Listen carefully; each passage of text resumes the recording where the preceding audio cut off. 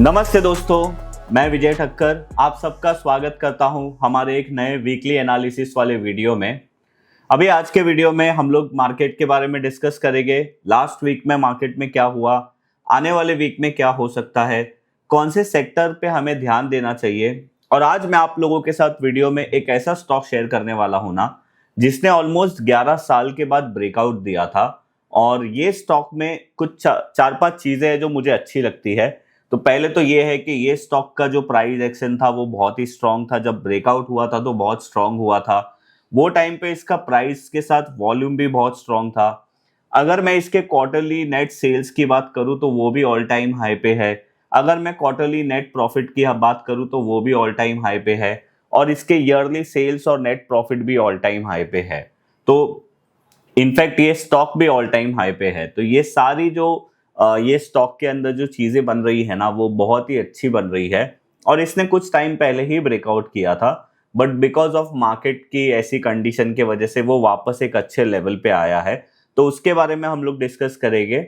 और जो दूसरा स्टॉक है वो ऐसा है कि उसने आईपीओ के बाद एक तरीके से आप बोल सकते हो कि खराब ही था, और वापस से उसने एक स्ट्रॉन्ग ब्रेकआउट दिया है। और this is the second breakout. Generally क्या होता है कि कोई स्टॉक अगर पहला ब्रेकआउट फेल कर देता है तो दूसरे ब्रेकआउट में चांसेस ज्यादा हाई होते हैं उसके अच्छे होने के लिए। बिकॉज पहले ब्रेकआउट में जब फेलियर होता है तो वीक हैंड निकल जाते हैं, फिर वापस से वो ब्रेकआउट होता है तो कोई एंटर नहीं करता है। वो एक लॉजिक है, मैं आप लोगों को समझाऊंगा। बट सबसे पहले मैं आप लोगों को एक डिस्क्लेमर देना चाहता हूं कि मैं यहाँ पे जो भी आप लोगों के साथ चार्ट शेयर करूंगा या जो भी मैं आप लोगों को बताऊंगा, कोई भी बाइंग और सेलिंग रिकमेंडेशन नहीं है। As a SEBI registered research analyst मैं आप लोगों के साथ यहाँ पे सिर्फ अपना लॉन्ग टर्म के ऊपर प्राइस एक्शन को कैसे देखना चाहिए, कैसे समझना चाहिए, कैसे प्राइस को समझना चाहिए, क्या वॉल्यूम को देखना चाहिए, वो सब चीजें डिस्कस करूंगा। तो आप ये चीज ध्यान में रखना। और कुछ भी एक्शन लेने से पहले अपने फाइनेंशियल एडवाइजर के साथ कंसल्ट जरूर करना। तो चलिए अभी हम लोग शुरू करते हैं। अभी हम लोग ने देखा कि लास्ट वीक में मार्केट कुछ खास नहीं था। फिर से यूएस और ईरान का जो कॉन्फ्लिक्ट है वो बढ़ गया। और उसके कारण अगर आप देखोगे तो क्रूड ऑयल का प्राइस जो है रिसेंटली ऑलमोस्ट $100 तक चला गया था, जो हमने रिसेंटली वापस से $70 तक जाते हुए देखा था। ब्रेंट क्रूड की बात कर रहा हूं। और जिस दिन मैं ये वीडियो रिकॉर्ड कर रहा हूं उस दिन अभी क्रूड का जो प्राइस है वो $98.60 के आसपास है। देखो, अब बहुत सिंपल चीज है। क्रूड ऑयल का प्राइस अगर नीचे होता है $70 की रेंज में या $80 की रेंज में, तो as a country, as a import country, जो हम सबसे ज्यादा क्रूड इंपोर्ट करते हैं, हमारे लिए ज्यादा अच्छा रहेगा और हमारी इकोनॉमी के लिए अच्छा रहेगा। क्योंकि हमारा रुपी भी जो है वो वीक हो रहा है, क्रूड भी ऊपर जा रहा है, तो हमको दोनों तरफ से मार पड़ती है। तो ये एक हमारे लिए सबसे ज्यादा इंपॉर्टेंट अभी सोचने वाली बात है कि ये कॉन्फ्लिक्ट जल्दी से जल्दी खत्म हो, जिससे क्रूड के प्राइस वापस नीचे आ जाए। और इसके अलावा अगर हम देखेंगे तो पूरे वीक में हम बोल सकते हैं कि मार्केट खराब ही था। एक बार चार्ट में जाके देख लेते हैं। अब आप लोग जो यहाँ पे स्क्रीन पे देख रहे हो, ये निफ्टी का मंथली टाइम फ्रेम का चार्ट है। अभी देखो, एक इनसाइड कैंडल होके एक कॉन्सेप्ट होता है। अगर मैं ऐसे बोलूं कि ये मार्च का इतना बड़ा कैंडल बना था, तो ये सारे कैंडल मार्च के अंदर ही चल रहे हैं। तो जो इसका मेन रेजिस्टेंस है, मैंने आप लोगों को पहले भी बोला था, 24,900। और इसका जो सपोर्ट है दैट इज 22,280। उसके पहले कुछ भी नहीं होगा मार्केट में। अगर एक छोटे से रेजिस्टेंस की हम लोग बात करें, मैं यहाँ पे अगर एक ट्रेंड लाइन भी बनाता हूँ ना बहुत छोटे टाइम फ्रेम के लिए, तो भी आप यहाँ पे देखो कि मार्केट अभी एक रेजिस्टेंस में है। और अगर हम एक नॉर्मल रेजिस्टेंस लाइन भी बनाते हैं तो दैट इज 24,600। ये लेवल हमारे लिए इंपॉर्टेंट है। और अगर हम सपोर्ट की बात करें तो एज ऑफ नाउ हमारा जो इंपॉर्टेंट सपोर्ट है दैट इज 23,080। अगर आप डेली टाइम फ्रेम में देखोगे तो निफ्टी को यहाँ पे गैप था, और मार्केट फिलहाल जो फ्राइडे को गैप डाउन हुआ था वो यही गैप के अंदर क्लोज हुआ है। एक चीज अच्छी है कि फ्राइडे को मार्केट गैप डाउन होकर वापस से सेलिंग नहीं हुई। बट इसके पीछे का ये भी लॉजिक हो सकता है कि अगर आप देखोगे ना, देखो यहाँ से मंडे से लेके पूरे वीक मार्केट वीक था। तो दैट इज अ पॉसिबिलिटी कि जो सेलर है जिन्होंने ये वीक में शॉर्ट किया था वो अपनी पोजीशंस को कवर करके गए हैं, उसके वजह से थोड़ा बहुत पुल बैक आया होगा। बाकी खैर देखो, अभी हमारे लिए ये जो गैप एरिया है that will work as a support. और अगर ये ब्रेक कर देगा तो फिर हमें 23,000 तक का लेवल देखने मिल सकता है। That is the main thing. और अभी ऊपर रेजिस्टेंस 23,400 से लेके 350 और आप बोल सकते हो कि 24,600 है।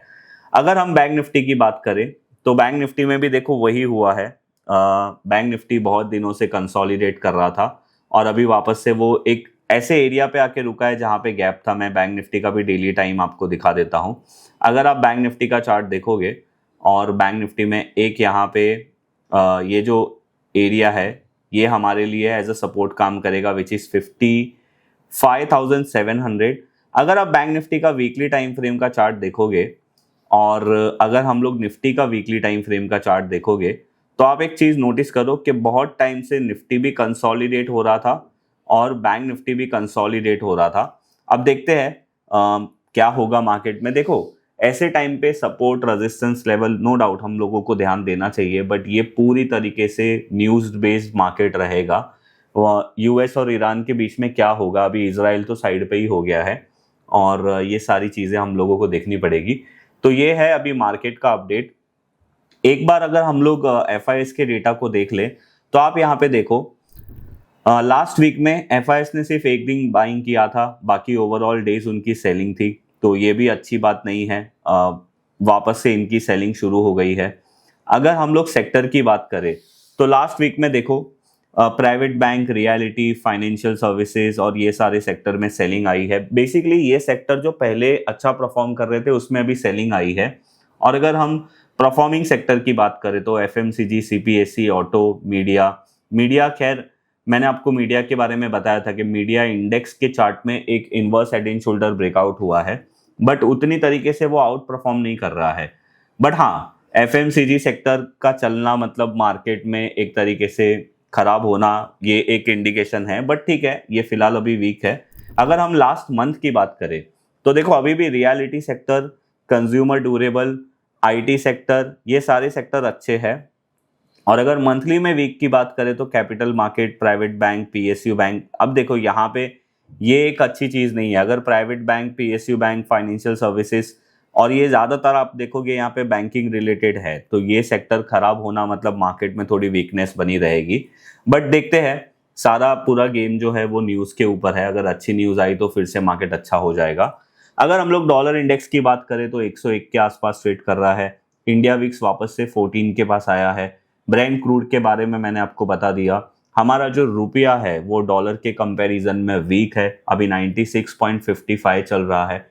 तो अभी देखो बहुत सारे जो अदर फैक्टर के जो पैरामीटर है, जैसे एफआईएस की सेलिंग हो गई वो खराब है, ब्रेंट क्रूड का प्राइस खराब है, यूएसडी आईएनआर का जो हमारा रुपया है वो भी वीक हो रहा है, तो वो भी खराब है।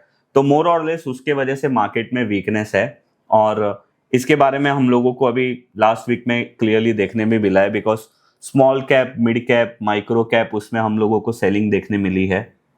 उसके वजह से बहुत सारे स्टॉक्स में थोड़ी बहुत गिरावट भी हुई है। बट खैर ऐसे वीक मार्केट में भी मैं आज आप लोगों के साथ 2 स्टॉक शेयर करने वाला हूं। उसमें से जो पहला स्टॉक है मैं आप लोगों को दिखा देता हूं। इसका नाम है उज्जीवन फाइनेंस। ये है उज्जीवन स्मॉल फाइनेंस बैंक। अब देखो यहाँ पे मुझे ये स्टॉक क्यों अच्छा लगा मैं आपको बताता हूँ। इसका जो आईपीओ का हाई था ना वो 2019 का था। और अगर हम यहाँ पे एक रेंज मार्क करें हाई लो की, तो हाई और क्लोज की, तो आप यहाँ पे देखो ये स्टॉक का जो 2019 का ब्रेकआउट था ये बेसिकली हम लोगों को जनवरी 26 में मिला था। बट अब ये जो ब्रेकआउट है ना ये पहले फेल हो चुका था। उसके बाद क्या हुआ, वापस से ये स्टॉक ने थोड़ा बहुत करेक्शन किया और वापस से अपने ये जो ब्रेकआउट के बाद जो हाई बना था उसके हाई को ब्रेक किया। Now this is a good thing. एक तो यहाँ पे ये है, दूसरा मैं थोड़ा वॉल्यूम कैंडल ओपन कर देता हूँ। अब आप यहाँ पे देखो ये भी एक अच्छी बात है कि प्राइस एक्शन भी बहुत स्ट्रांग है। अगर हम इसका वॉल्यूम देखें मंथली में भी स्ट्रांग है।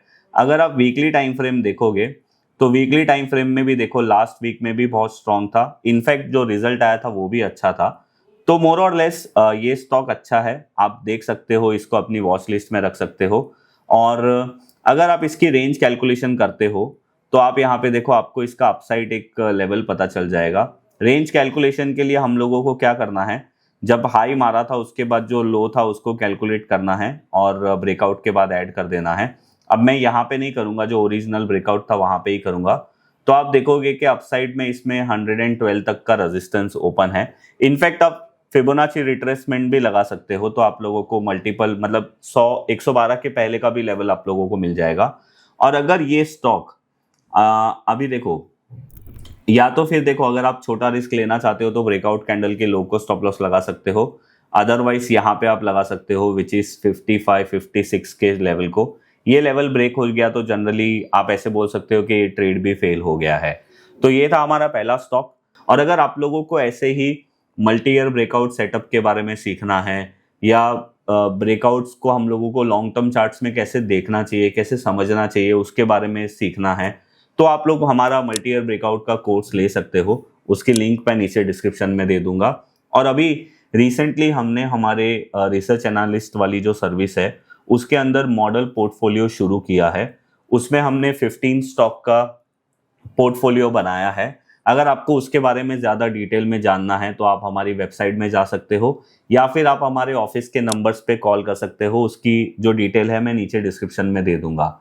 आज का जो हमारा दूसरा स्टॉक है ना, मैंने आपको जैसे बोला कि वो स्टॉक ने प्राइस भी ऑल टाइम हाई पे है, उसके क्वार्टरली सेल्स नेट प्रॉफिट भी ऑल टाइम हाई पे है, उसका जो ईयरली सेल्स है वो भी ऑल टाइम हाई पे है, उसका जो ईयरली नेट प्रॉफिट है वो भी ऑल टाइम हाई पे है, और उसने ब्रेकआउट और मतलब प्राइस और वॉल्यूम के साथ अच्छा ब्रेकआउट दिया है। तो देखो ये जो स्टॉक है इसका नाम है मयूर यूनिकॉर्टस लिमिटेड। अब आप इसका जो देख रहे हो ये मंथली टाइम फ्रेम का चार्ट फ्रेम देख रहे हो।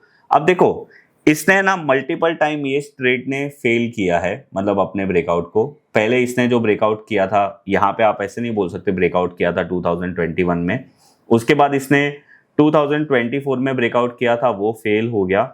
वापस से ये स्टॉक ने ब्रेकआउट किया। अगर हम यहाँ पे एक रेजिस्टेंस लाइन बनाते हैं तो, और देखो ये स्टॉक ने जो ब्रेकआउट किया था ना वो मई में किया था। This is monthly time frame का चार्ट। मैं एक बार वॉल्यूम भी आप लोगों को दिखा देता हूँ। तो इसने बहुत ही स्ट्रॉन्ग प्राइस एक्शन के साथ, स्ट्रॉन्ग वॉल्यूम के साथ ब्रेकआउट किया था। अब जैसे मैंने आपको बताया कि जो फर्स्ट अटेम्प्ट होती है उसके बाद सेकेंड अटेम्प्ट होता है वो अच्छा है।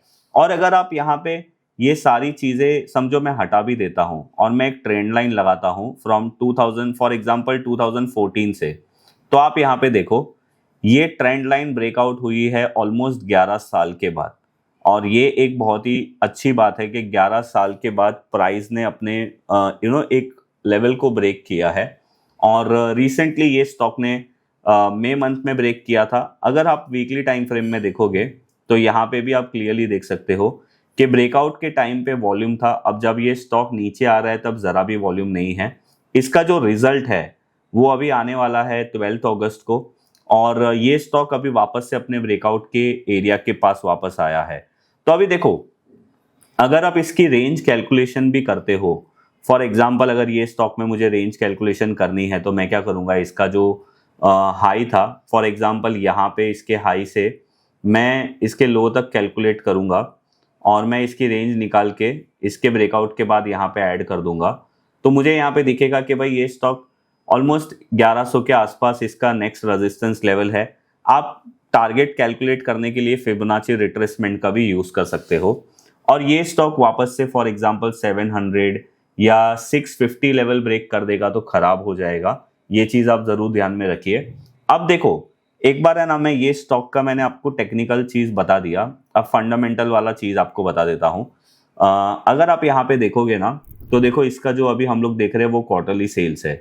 इसके quarterly sales all time high पे है, quarterly net profit all time high पे है। यहाँ पे आप क्लियरली देख सकते हो। इनफैक्ट आप ये नंबर्स में भी देख सकते हो कि इसके जो लास्ट क्वार्टर के रिजल्ट थे वो बहुत अच्छे थे। अगर हम नेट प्रॉफिट की बात करें तो वो भी अच्छा था, ईपीएस भी अच्छा था।